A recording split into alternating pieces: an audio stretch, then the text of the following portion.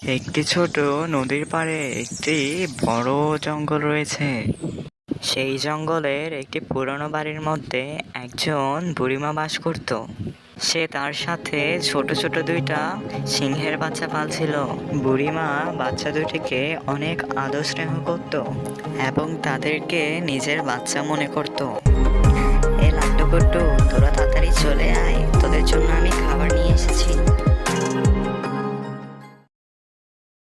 লাড্ডু গুড্ডু, এখন তোদের এখানে কিছুদিন একলা একলা থাকতে হবে। আমি পাশের গ্রামে আমার অসুস্থ ভাইকে দেখতে যাচ্ছি। তোরা এখানে সাবধানে থাকবি। ঠিক আছে বুড়িমা, তুমি কোনো কিছু চিন্তা করো না।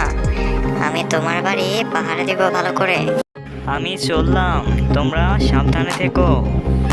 জঙ্গলটা অনেক ভয়ঙ্কর দেখছি। আমাকে আরো জোরে হাঁটতে হবে। একে তো দূরের পথ, তার উপর যদি কোনো জন্তু জানোয়ারে আক্রমণ করে তাহলে তো আর রক্ষে নেই। দাঁড়াও বুড়িমা, দাঁড়াও।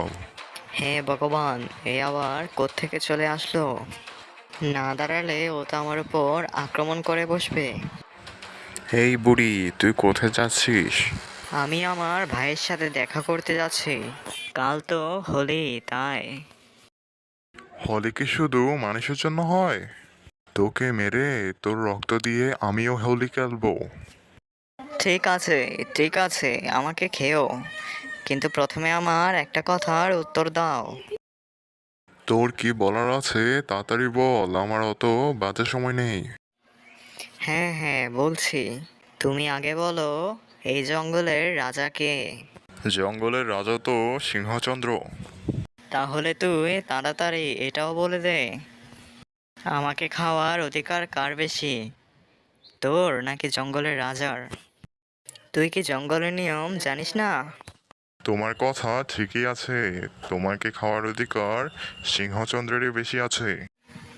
তুমি নিরাশ হইও না, আমি সিংহচন্দ্রকে জিজ্ঞেস করে তোমাকে বলবো। সিংহচন্দ্র যদি আমাকে খাবে না বলে, তখন আমি তোমার কাছেই চলে আসব। তখন না হয় তুমি আমাকে খেয়ে নিও। ঠিক আছে বুড়িমা।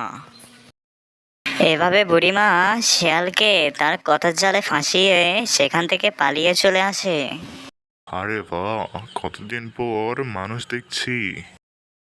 আজকে তো মনে হয় মানুষের মিষ্টি মিষ্টি মাংস খেতে পারবো। ওকে তো আমি কাঁচা চিবিয়ে খেয়ে নেব। এই বুড়ি, দেখি তুই এদিকে আয়। আরে ভালো ভাই যে, তুমি তো এখানে বসে আছো, আমি তো জানতামই না। তা তুমি কেমন আছো? ভালো নেই, কিন্তু তোমাকে খাওয়ার পরে পুরোপুরি ঠিক হয়ে যাব। তোমার তরতাজা মাংসই হলো আমার ওষুধ। যদি এ ব্যাপার হয় তাহলে আমি তোমার ওষুধ হতে রাজি আছি। মানে আমি তোমার খাবার হতে রাজি আছি।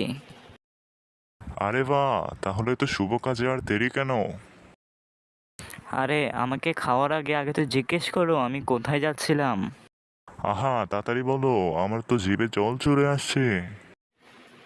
আরে ভাইয়া, আমি তো সিংহচন্দ্রের কাছে যাচ্ছিলাম।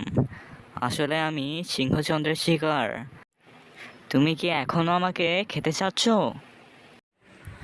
ইয়ে মানে, তুমি কি আসলেই সিংহচন্দ্রের শিকার?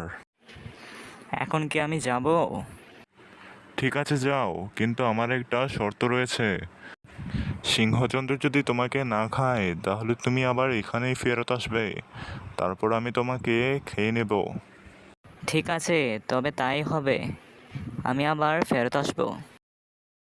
এভাবে ভাল্লুককেও কথার জালে ফাঁসিয়ে বুড়িমা জঙ্গলের অর্ধেক রাস্তা পার করে ফেললো। অর্ধেক রাস্তা তো পার করেই ফেললাম, এখন আর কেউ না পড়লে হয়। ওরে বাপরে, এতক্ষণ যার নাম করে সবাইকে ভয় দেখিয়ে আসছিলাম, এখন তো সেই আমার সামনে এসছে। এখন আমি কি করব? এই বুড়ি, তোর কি হয়েছে? বুঝতে পেরেছিস নাকি আমি তোকে আজকে খেয়ে ফেলবো? আজ অনেক দিন পরে আমি মানুষের মাংস খেতে যাচ্ছি। অন্ধকারে একটি তীর মেরে দেখি, যদি জীবনটা বেঁচে যায়। আমাকে তুমি খেও, কিন্তু খাওয়ার আগে একটা কথা বলো, তোমার পরিবারে কতজন সদস্য আছে? আমি আর আমার স্ত্রী রয়েছে আমার বাড়িতে। কেন, তোমার কোনো বাচ্চা কাচ্চা নেই? আমার দুটো বাচ্চা ছিল, কিন্তু তারা কোথায় যেন হারিয়ে গেছে। আমি তোমাকে তোমার বাচ্চার কাছে নিয়ে যেতে পারি। তুই কি সত্যি বলছিস? মিথ্যে বললে আমি তোকে তখনই খেয়ে নেব। দেখি, আমাকে তুই নিয়ে চল। আমার সাথে আসুন। আমি যদি মিথ্যে বলি তাহলে আপনি আমাকে তখনই খেয়ে ফেলেন। এভাবে বুড়িমা সিংহকে নিয়ে তারা বাড়ির উদ্দেশ্যে রওনা দিল। রাস্তা দিয়ে হেঁটে যাওয়ার সময় ভাল্লুক সিংহ আর বুড়িমাকে একসাথে দেখে নেয়। তখন ভাল্লুকটি বলল, মনে হয় বুড়িটি সত্যি বলেছিল যে সে সিংহের শিকার। এখন তো বুড়িকে খাওয়ার চিন্তা বাদই দিতে হবে। বুড়ি আর সিংহ একসাথে বাড়ির দিকে যাওয়ার সময় দূর থেকে শিয়ালটি তাদের দেখে বলে, ও মাই গড, বুড়ি সিংহের সাথে! বুড়িকে মেরে খেতে হলে তো আমারই জিন্দেগি লাল হয়ে যাবে। ভালো ভালো এখান থেকে কেটে পড়ি। আরে, এরা তো আমারই বাচ্চা। বুড়িমা, তোমাকে অনেক ধন্যবাদ আমার বাচ্চাদের ফিরিয়ে দেওয়ার জন্য। বন্ধুরা ভিডিওটি ভালো লাগলে অবশ্যই লাইক, কমেন্ট আর সাবস্ক্রাইব করে দিও।